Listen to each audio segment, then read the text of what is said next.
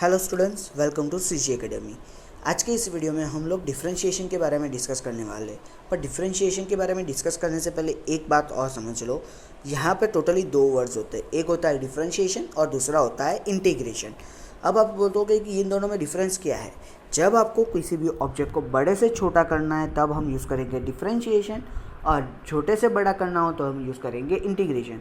अब उसका मतलब क्या, यानी कि अगर आपको पूरे हाउस का डायमेंशन मालूम है सपोज़, यानी कि पूरे हाउस का एरिया में पता है कि इतना एरिया है, मेरे हाउस का 500 एकर्स एरिया है कि सपोज़ 500 मीटर स्क्वायर एरिया है। अब उससे हम सिर्फ मुझे एक रूम का एरिया फाइंड आउट करना है उसके, तो उसके लिए हमने पूरे हाउस में से एक छोटे से ऑब्जेक्ट को चुना।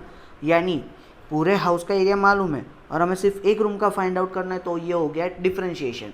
पर अगर ये उल्टा केस ले कि हमें एक रूम का एरिया मालूम है और उसके ऊपर से हमें पूरे हाउस का एरिया फाइंड आउट करना है, तब हमें चाहिए क्या, उसका इंटीग्रेशन। इंटीग्रेशन यानी क्या, एक छोटे से ऑब्जेक्ट के ऊपर से पूरे ऑब्जेक्ट का एरिया फाइंड आउट करो तो उसको बोलेंगे इंटीग्रेशन, और बड़े एरिया से एक छोटे से ऑब्जेक्ट का एरिया फाइंड आउट करो तो उसको बोलेंगे डिफरेंशिएशन। अब इसको डिनोट करने के लिए हमारे पास तीन सिंबल्स है। एक तो होता है dy बाई डी एक्स, दूसरा होता है कैपिटल D, तीसरा होता है y डैश। अब अगर बात करें उसका मतलब क्या होता है तो ऑलरेडी हम समझा चुके हैं। देन आफ्टर हम यहाँ पे ये मोस्टली 11th और 12th स्टैंडर्ड के बच्चों को काम आता है, पर आज की इस वीडियो के मैंने बनाई है सिर्फ 10th IGCSE वालों बच्चों के लिए।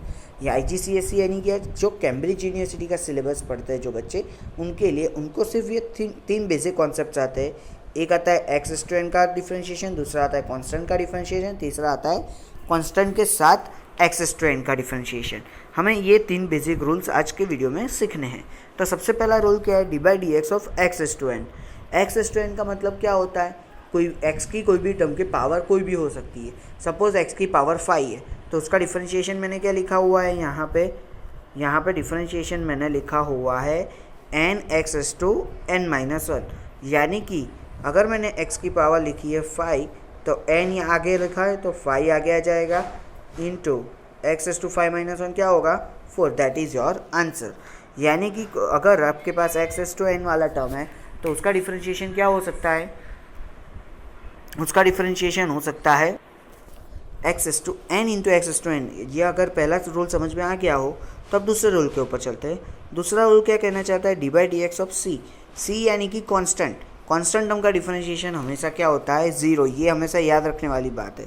पर ये बात तो सही है कि इसका डिफरेंशिएशन ज़ीरो होता है, पर अगर कांस्टेंट टर्म किसी भी टर्म के साथ मल्टीप्लिकेशन में है तो उसको एज इट इज़ रखना पड़ता है। इसका एग्जांपल दूँ तो ये हो गया सपोज 5x⁻²। ऐसा हमारे पास इक्वेशन है तो 5 एज इट इज़ रहेगा, यहाँ पे आंसर में क्या रहेगा 5 एज इट इज़। अब 2 है उसको आगे रखना पड़ेगा, और x⁻² माइनस 1 क्या हो जाएगा 1। 5 2 सा कितना होगा 10x। That is your answer. समझ में आया। तो अगर कांस्टेंट टर्म किसी भी टर्म के साथ मल्टीप्लिकेशन में तो उसका मतलब क्या हो जाएगा कि वो टर्म एज इट इज़ रहेगा, और x⁻n वाला जो टर्म था उसका differentiation n(x⁻n minus 1) as it is ऊपर की फॉर्मूला के हिसाब से हमें करना पड़ेगा। ऊपर की फॉर्मूला देखोगे तो n(x⁻n माइनस 1) आपको इजीली दिख जाएगा। अब अगर बात करें तो जो मोस्ट इम्पोर्टेंट भी रूल है वो है चेन रूल। अब चेन रूल को समझने के लिए आपको इस एग्जांपल को देखना पड़ेगा। तो सपोज़ ये एक एग्जांपल है, इसको सॉल्व करने की हमारे पास दो मेथड है। ये पहली मेथड है और यहाँ पर दूसरी मेथड दिखाई हुई है। आपको जो भी कन्वीनियंट हो आप दोनों मेथड में से जो भी मेथड यूज़ करना चाहो कर सकते हो। सबसे पहले देखो, D by D X of 2x + 3⁻² लिखा हुआ है। अगर किसी भी टर्म की पावर, अगर इस पूरे टर्म को हम पहले तो a + b का होल स्क्वायर कंसिडर कर ले तो ये क्या हो जाएगा a² + 2ab + b²। ये फॉर्मूला हमें पता होनी चाहिए कि a + b का होल स्क्वायर की फॉर्मूला होती है a² + 2ab + b²।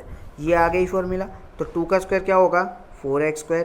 उसके बाद 3 2 ज़ा 6, 2 ज़ा 12x 2ab। देन आफ्टर 3 का स्क्वायर क्या होगा 9। समझ में आया। देन आफ्टर अब डिफरेंशिएशन हर एक टर्म को मैंने अलग कर दिया, 4x² का अलग, 12x का अलग और 9 का अलग। अब 4x² है तो 4x² किसके साथ कंपेयर कर सकते हो, ऊपर की फॉर्मूला में cx⁻n के साथ कंपेयर करने लायक टर्म है तो कांस्टेंट एज इट इज़ आ गया। स्क्वायर था यानी x⁻n हुआ तो पावर आगे रखते तो 2 आगे आ गया, x की 2 माइनस 1 यानी x की एक पावर बचेगी। उसके बाद डिस्कस करेंगे 12x का, ये भी ऊपर वाले टर्म के जैसा ही है cn x⁻n माइनस 1। तो 12 एज इट इज़ रख दिया। एक्स की पावर कुछ नहीं हो तो 1 कंसिडर करते हैं, तो 1 यहाँ पे आ गया, और 1 माइनस 1 क्या हो जाएगा, एक्स की पावर 0। अब यहाँ पे लास्ट टर्म देखोगे तो वो क्या है, कांस्टेंट टर्म है। कांस्टेंट टर्म का डेरिवेशन क्या होता है, हमेशा 0। अब देखोगे तो 4 टू सा क्या हो जाएगा 8, और 12 इन सा क्या हो जाएगा 12। अब x की 0 और किसी की 0 पावर का आंसर क्या आता है, हमेशा 1। तो हमारा आंसर आ जाएगा 8x प्लस 12। अब अगर हम बात करें दूसरी मेथड की, तो दूसरी मेथड में क्या होगा कि हमें सीधे इस टर्म को x/n के साथ कंपेयर करना पड़ेगा। यानी कि ये जो हमारा टर्म है उसको अगर हम x कंसिडर कर ले तो x² हुआ, तो x² का डिफरेंशिएशन क्या होता है, पावर आगे आ गई, यानी 2 इंटू एक्स होना चाहिए। x की जगह पे 2x प्लस 3 है। अब ये जो टर्म बचा उसका फिर से डिफरेंशिएशन करना पड़ेगा। फिर से समझा रहा हूँ कि इस पूरे टर्म को हमने कंसिडर कर लिया है। फिर से एक बार दिखा देता हूँ, इस पूरे टर्म को हमने कंसिडर कर लिया है सपोज a⁻²। तो अब a⁻² का डेरिवेशन क्या हो जाएगा, 2 आगे आ जाएगा और a एज इट इज़ रहेगा। a की वैल्यू क्या है 2x प्लस 3। अब आगे देखें हम तो क्या हो जाएगा, 2x प्लस 3 तो एज इट इज़ आ गया, पर उसका डिफरेंशिएशन भी तो करना जरूरी है। तो हमने सिर्फ स्क्वायर का डेरिवेशन किया। अब 2x प्लस 3 का डेरिवेशन करने के लिए हमारे पास अलग से फॉर्मूला है। अगर उस फॉर्मूला को देखें हम तो देख सकते हो आप, यहाँ पे मैंने सबसे पहले क्या किया, 2x प्लस 3 में 2x और 3 को अलग कर दिया। देन आफ्टर dx 2x का डेरिवेशन, तो 2 इसको कंसिडर करेंगे हम c इंटू x/n वाली फॉर्मूला के साथ। तो 2 एज इट इज़ रहेगा, यहाँ पे x की पावर 1 थी तो आगे आ गई, और 1 माइनस 1 क्या हो जाएगा 0, x की पावर 0 हो गई। अब कांस्टेंट टर्म है, कांस्टेंट का डेरिवेशन क्या होता है 0। तो अब अगर हम बात करें आगे तो क्या हो जाएगा कि 2x plus 3 as it is रहेगा, और साथ में आ जाएगा 2 इंटू 1 2। अगर हम आगे बढ़े इसके तो 2 इंटू 2 क्या हो जाएगा 4 इंटू 2x प्लस 3।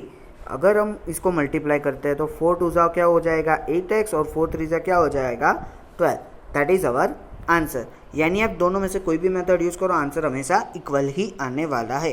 तो ये हो गया आपका डिफरेंशिएशन का बेसिक कॉन्सेप्ट। आगे की वीडियो में हम लोग देखेंगे और भी इस अच्छे कॉन्सेप्ट्स।